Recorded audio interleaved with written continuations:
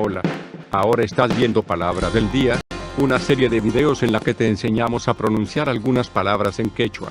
Así que nuestra palabra del día por hoy es ch'iti, ch'iti, ch'iti, la palabra quechua. ch'iti, En español significa hábil, ágil, diligente. Por ejemplo, ch'itillañan payqa. pruebe y descargue nuestros programas de corrección ortográfica en quechua, usando nuestra aplicación web y de escritorio. Dirígete a nuestro sitio web sc.ginantin.com.